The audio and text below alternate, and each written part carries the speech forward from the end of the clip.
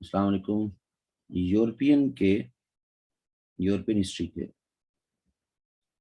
Section 1 में हमने बात की थी कि हम 1789 से 1815 तक का जो पोर्शन, उसी का पेपर जो है वो आपको दिया गया था, और उसी पेपर की अब फिर थोड़ी सी अटेम्प्टिंग पे बात कर लेते हैं। Do you think that the French revolution was inevitable? French revolution ये इनएविटेबल था, ये होना ही होना था। Defend your opinion. तो मैं तो कहूंगा यस, इट वाज इनएविटेबल।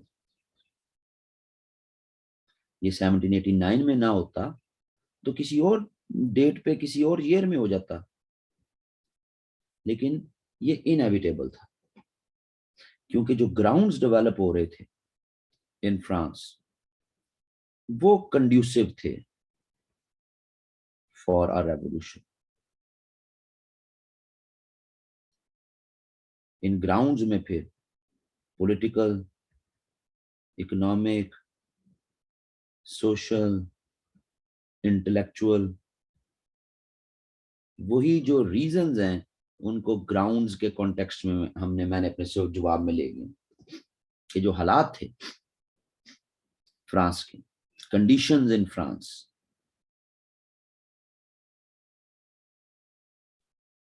वो सूटेबल थी रेवोल्यूशन के लिए।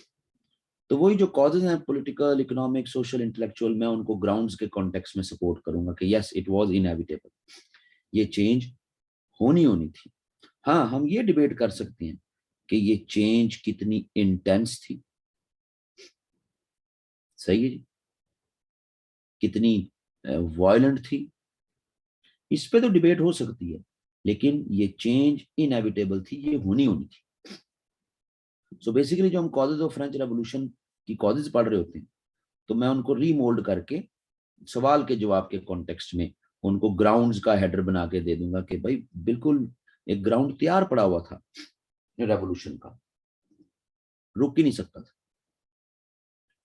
सो एक सवाल तो मेरा इस फ्रेमवर्क में जाएगा। अभी ये कॉजेज जो है ये ऑफ कोर्स पता होनी चाहिए स्टूडेंट को। पॉलिटिकल कॉजेज में इम्पैक्ट ऑफ, खास तौर पे 1783 की जो अमेरिकन की वॉर ऑफ इंडिपेंडेंस है उसका हवाला जरूर देना। बाकी तो आपकी लोकल रीजन ही होंगी, लेकिन एक ये बाहर की 1783 की वॉर ऑफ इंडिपेंडेंस, तो it was inevitable. Stephen J Lee, aspects of European history, ये किताब आपके पास होनी चाहिए। ओरिजिन्स ऑफ फ्रेंच रेवोल्यूशन, तो बड़ी मजेदार डिबेट जो है, conditions were conducive for revolution in France, बड़ा मजेदार उसके 3-4 पैराग्राफ्स हैं, बहुत मजेदार आर्गुमेंट कि कंडीशंस बहुत ही कंड्यूसिव थी फ्रेंच रेवोल्यूशन की, तो ये इनएविटेबल था, होना ही था। दूसरा सवाल, O liberty what crimes are committed in thy name, comment in the light of reign of terror. Easy सवाल है जी। Reign of terror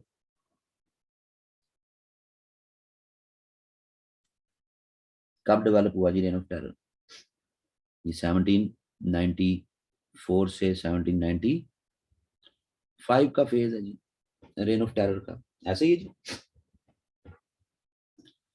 French history में। ये डेवलप कैसे हुआ, हाउ इट डेवलप, तो आप थोड़ा सा कॉन्टेक्स्ट बता देंगे।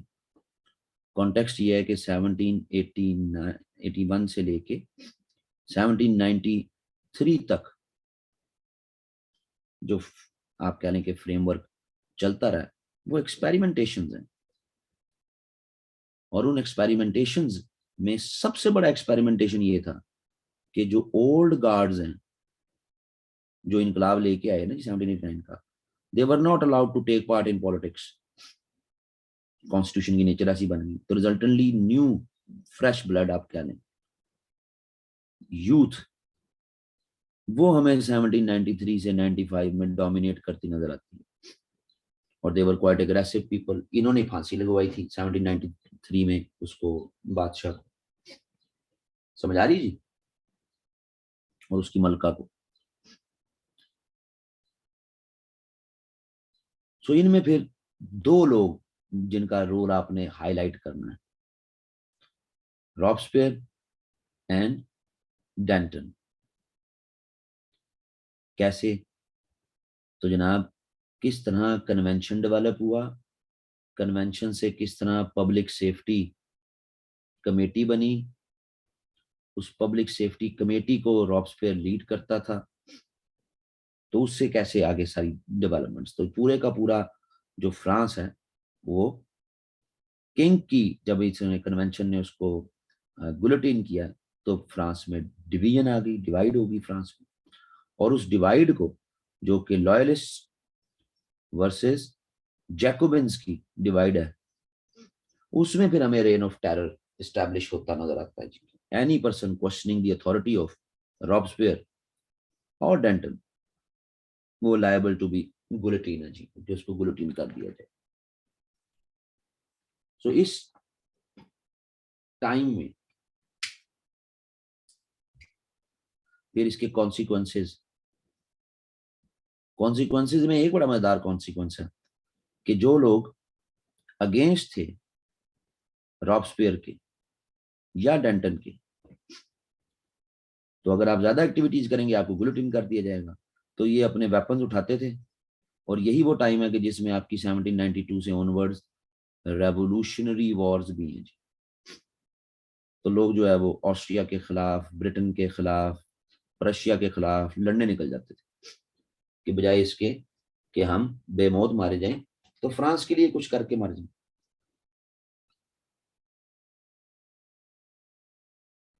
सो रेन ऑफ टेरर ये काफी अनफॉर्चुनेट डेवलपमेंट है। अगर आप स्टेफन जेली के ही chapter course of French revolution इसमें जाए ना जी, तो इसका तीसरा जो पार्ट है इस चैप्टर का वो जरूर उसको एक दफा रीड करें। लेकिन जो इस टेरर को एस्टैब्लिश जिसने किया हुआ था रॉब्सपेयर ने, कि ठीक है अगर ये एक पॉलिटिकल तो होता तो जी ठीक है, आप अपने ओपोनेंट्स को खत्म करते हैं, डिस्ट्रॉय करते हैं। लेकिन रॉब्सपेयर ने रिलीजन के साथ भी एक्सपेरिमेंट्स करना शुरू कर दिए, कैथोलिक चर्च को कॉर्नर कर दिया, concept of super natural being वो दे दिया कि मैं ही हूं सुपर नेचुरल बीइंग। सो ये सिर्फ इसका रेन ऑफ टेरर का पॉलिटिकल एस्पेक्ट नहीं है जी, इसके पे छोटे छोटे एस्पेक्ट जिनमें खास तौर पे जो है वो concept of super natural being, Catholic church cornered होना शुरू हो गया। सो फिर हम देखते हैं कि इसके खिलाफ कू हुआ, इसको गिरफ्तार किया गया और इमीडिएटली इसको खुद ही जो है वो फिर गुलेटिन कर दिया गया। तो रेन ऑफ टेरर की बेसिकली आपने डिटेल बतानी है। वो एक साल के जिसमें रॉब्सपेयर मुकम्मल एब्सोल्यूट पावर, और ये अगर आप इसकी एज देखें ना, गूगल करें तो ये 30s में है जी, अर्ली 30s में था बस। तो ये साबित करता है कि जनाब आपके जो ओल्ड गार्ड्स हैं उनका ना होना कितना बड़ा इशू बना गया। फिर इसके बाद explain how the conquest and policy of Napoleon one influence the course of European history during the 19th century.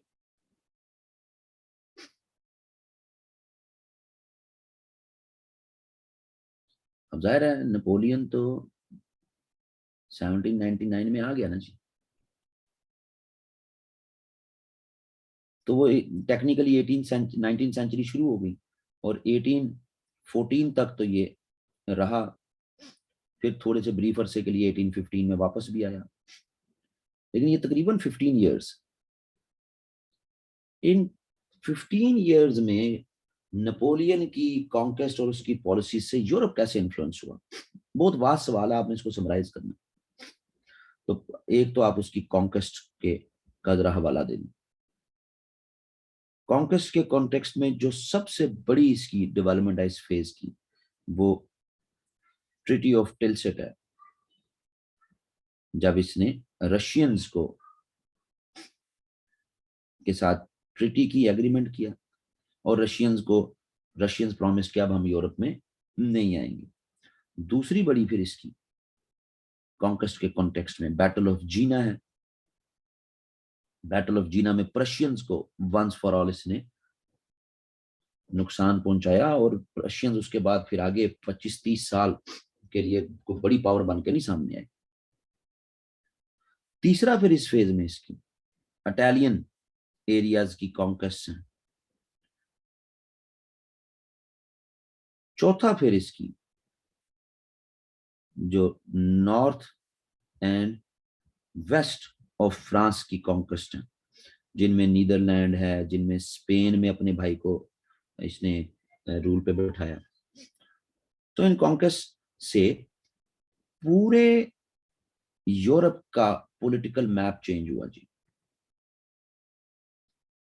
पूरे यूरोप का।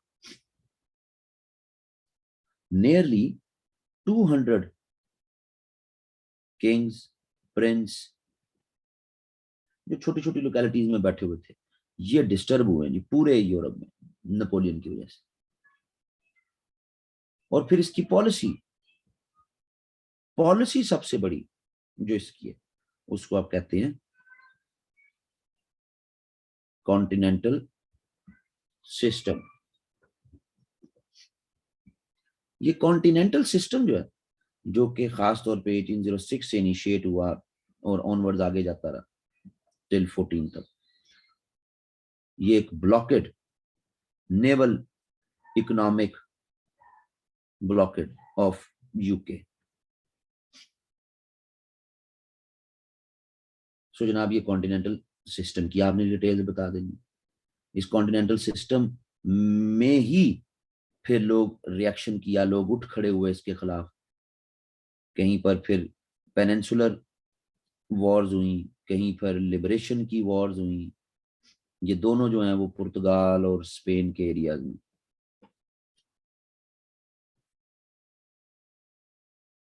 फिर इन्हीं रिएक्शंस में रशियंस दोबारा एग्रेसिव होना शुरू हुए, इन्वेजन सोचना शुरू हुए। तो इसने फिर 1812 में 1811 1812 में रशियन कैंपेन शुरू की, जिसमें ये डिफीट हो गई। और फिर एंड में जनाब 1814-15 में पूरा यूरोप इसने अपनी पॉलिसीज की वजह से एक तरह से यूनाइट कर दिया, जिसको हम कहते हैं कंसर्ट ऑफ यूरोप। सो एक कहानी बतानी है आपने सारी उसकी, क्योंकि हमने सवाल ये पूछना, explain the conquest and policies influence the course of European history. तो कहानी बतानी है, जिसका नॉलेज का बैकग्राउंड है, नॉलेज रखता है इस टॉपिक, वो बता देगा। कोई ओपिनियन तो पूछी नहीं उसे।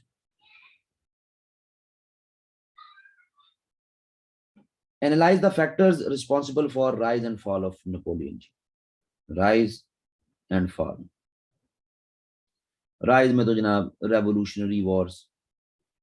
अच्छा, ये आपको पता होना चाहिए कि 1792 से लेके और 1804 तक की जो वॉर्स है ना जी, इनको फ्रांस की तारीख में कहा जाता है रेवोल्यूशनरी वॉर्स। 1804 से लेके 1814-15 तक की वॉर्स को कहा जाता है नेपोलियनिक वॉर्स। ये जेल में रखिएगा, पता होना चाहिए हर यूरोपियन स्टूडेंट को।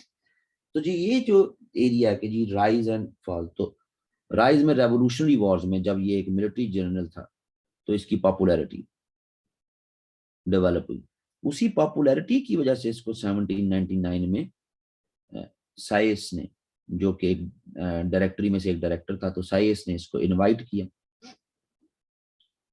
तो इसका जो राइज है उसमें ये दो बड़े, यानी कि ये बड़ा कंट्रीब्यूटरी फैक्टर है। फिर पब्लिक सपोर्ट भी तो चाहिए। तो पब्लिक सपोर्ट के कॉन्टेक्स्ट में इसका जो काउंसिल सिस्टम था, जिसको काउंसिलेट भी कहते हैं, जिसको ये लीड करता था, उसकी आप थोड़ी बहुत इकोनॉमिक रिफॉर्म्स का हवाला, एडमिनिस्ट्रेटिव रिफॉर्म्स का हवाला उनका दे दें कि कैसे कैसे फिर, और अल्टीमेटली फिर 1804 में इसने अपने आप को किंग डिक्लेयर कर ली।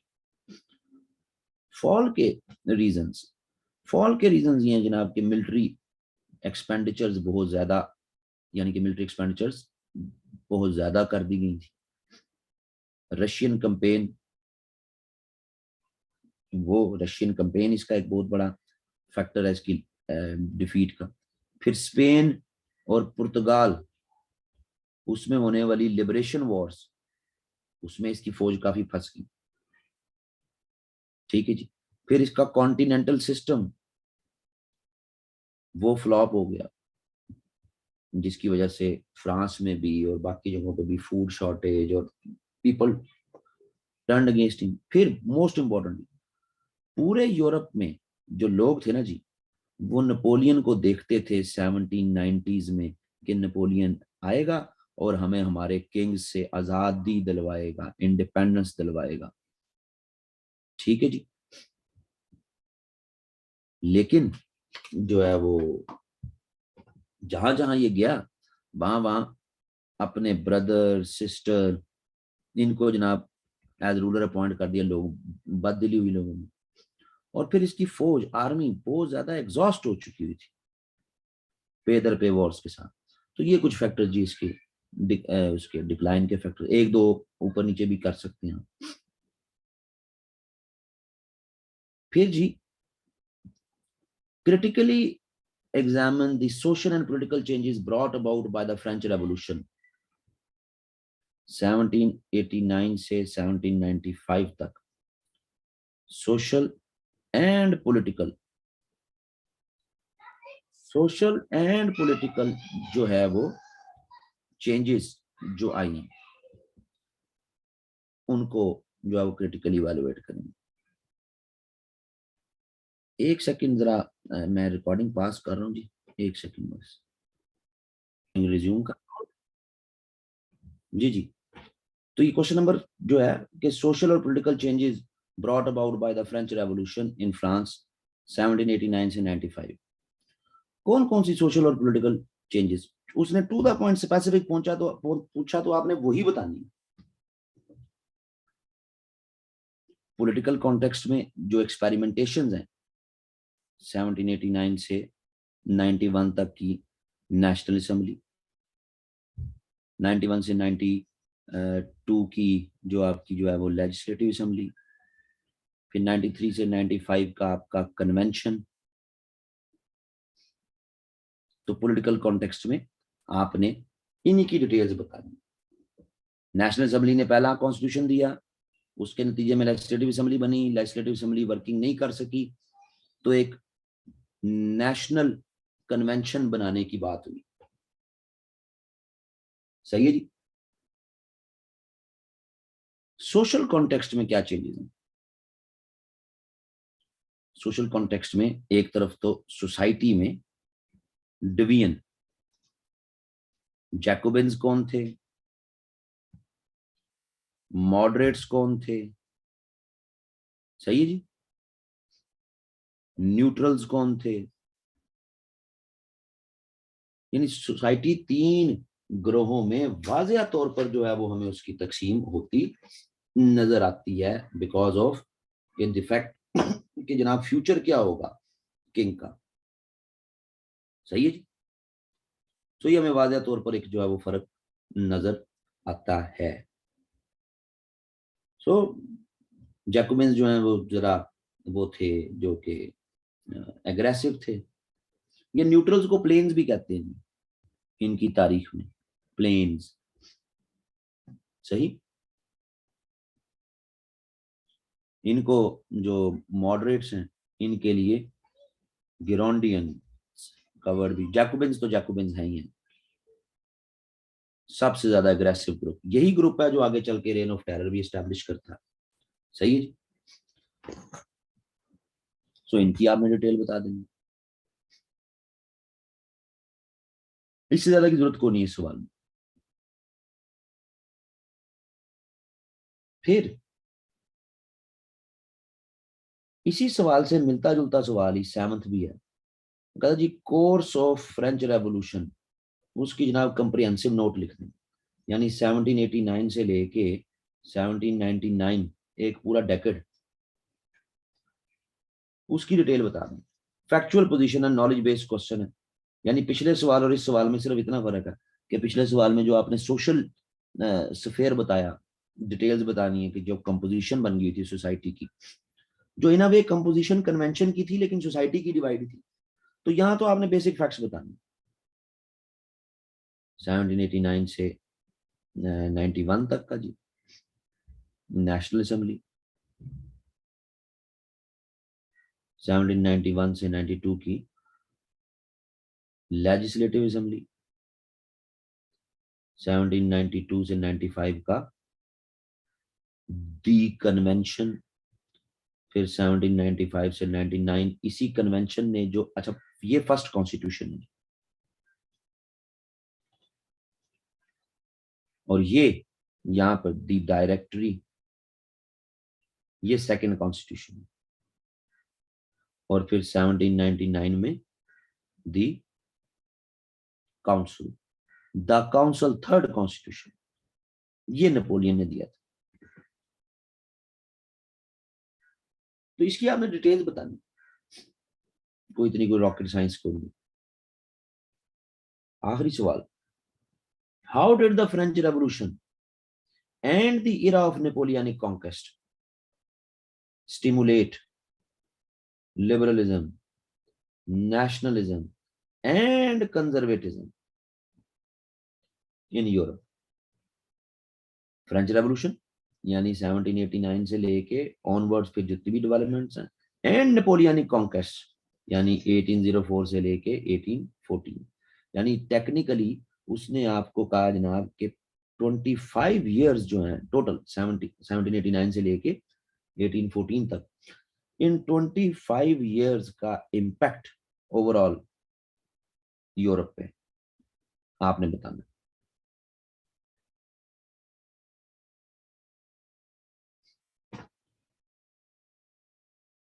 कंजर्वेटिव ग्रुप कौन से हैं उस वक्त के यूरोप में? दोज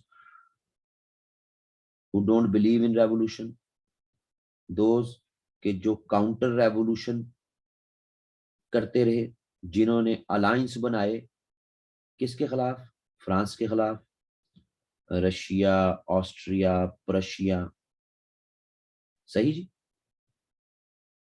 तो ये कंजर्वेटिव ग्रुप हो गए। ये इंडिपेंडेंट भी लड़ते रहे और साथ साथ इकट्ठे भी लड़ते रहे। तो ये तो एक बड़ा conservative group. Even post Napoleon यही कंजर्वेटिव ग्रुप हमें कांग्रेस ऑफ वियना में डोमिनेट भी करता नजर आता। अच्छा जी, लिबरलिज्म,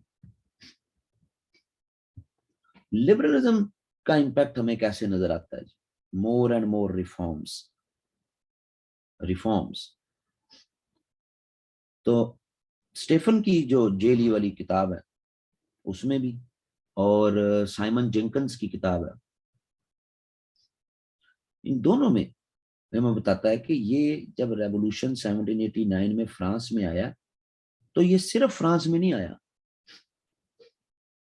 पोलैंड में भी रिफॉर्म्स की बातें हो रही थी, हंगरी के एरियाज में भी रिफॉर्म्स की बातें हो रही थी, खुद यूके में भी रिफॉर्म्स की बातें हो रही थी। सो पोलैंड में न्यू कॉन्स्टिट्यूशन रूलर ने दे भी दिया, हंगरी में कुछ नहीं हो सका। यूके में फिर हम देखते हैं कि 19th सेंचुरी में स्लेवरी भी अबॉलिश हुई, वोटिंग राइट्स भी बढ़ाए गए। So reforms, more and more reforms का फ्रेमवर्क वो भी हमें नजर आता है, जो कि फ्रेंच रेवोल्यूशन का इंपैक्ट है कि रिफॉर्म्स दो भाई, हकूक दो। और फिर नेशनलिज्म्स, नेशनलिज्म्स कैसे? तो नेशनलिज्म्स में सबसे बड़ी एग्जांपल तो फ्रांस की है जी। फ्रांस का आज भी जो नेशनल एंथम है ना जी, आज भी नेशनल एंथम जो फॉलो होता है ये उन्हीं 1792 की रेवोल्यूशनरी वॉर से है जी। यहाँ पर फ्रेंच सोल्जर्स जिस अज़म का इरादा करते थे कि हम अपनी लैंड को नापाक लोगों से खत्म कर देंगे, ये आज भी मार्सेल, मार्सेलिस जिसको कहते हैं, वो आज भी ये नेशनल एंथम है फ्रांस का। सो एक नेशनलिज्म के सेंटिमेंट्स तो वो डेवलप हुए फ्रांस के रेवोल्यूशन, उसकी खास तौर पे revolutionary Wars. But other side of the coin भी है। अदर साइड ये कि फ्रांस के रेवोल्यूशन से इंस्पायर होके हमें 19th सेंचुरी में यूरोप में, जाहिर पूरा फेज है तो उसका इम्पैक्ट बाद में आना ना, तो फ्रांस से इंस्पायर्ड होके 19th सेंचुरी में हमें कई इंडिपेंडेंस की मूवमेंट्स नजर आती हैं जी, जिनमें शुरू के उस दौर में तो ग्रीक इंडिपेंडेंस की मूवमेंट है, ये भी एक नेशनलिज्म की टेंडेंसी थी। फिर इसी 19th सेंचुरी में सर्बिया की इंडिपेंडेंस की मूवमेंट है, अर्ली 19th सेंचुरी में। अर्ली 19th सेंचुरी में ही बेल्जियम की क्रिएशन, इसकी इंडिपेंडेंस हमें नजर आती है। सो एक तरफ तो ये एस्पेक्ट्स हैं, और दूसरी तरफ जो नेपोलियन ने कॉन्क्वेस्ट की और उन कॉन्क्वेस्ट के जरिए अपने ब्रदर, अपने सिस्टर्स, इनको मुख्तलिफ जगह पर लगा दिया, तो उसके खिलाफ भी लिबरेशन वॉर्स हुई स्पेन में, पुर्तगाल में। समझ आ रही? सो यस, हम कह सकते हैं कि फ्रांस का रेवोल्यूशन और नेपोलियन की कॉन्क्वेस्ट मिला के उससे जनाब यूरोप में कंजर्वेटिज्म, लिबरलिज्म एंड नेशनलिज्म, हमें तीनों फ्रेमवर्क जो है वो ऑपरेटिव नजर आते हैं। इस फेज में से उन्होंने कोई एक आधा सवाल तो देने देना पेपर पॉइंट ऑफ व्यू से। ये था जी ये पेपर। और हाँ, खास तौर पर आपके पास स्टेफन जेली, ये इसकी यानी ये कोई टेक्स्ट बुक नहीं है, ये मुकम्मल तौर पर एनालिसिस है जी, ओपिनियन है। आप इसको पढ़ के आप ये नहीं कह सकते कि मैं 20 मार्क्स का सवाल निकाल लूंगा जब तक आपने उस इवेंट को, यानी आपको कॉन्टिनेंटल सिस्टम का पता ही नहीं, तो आप स्टेफन जेली को खोल लें तो वो कॉन्टिनेंटल सिस्टम पर क्रिटिक ही कर रहा है, अपने एनालिसिस दे रहा है। तो डेफिनेटली आपको कोई टेक्स्ट बुक तो साथ चाहिए ही चाहिए, कोई भी लेने, पीकॉक लेने, कोई आपको और किताब लेने, लेकिन Stephen J Lee as an opinion एक बहुत ऑथेंटिक सोर्स है।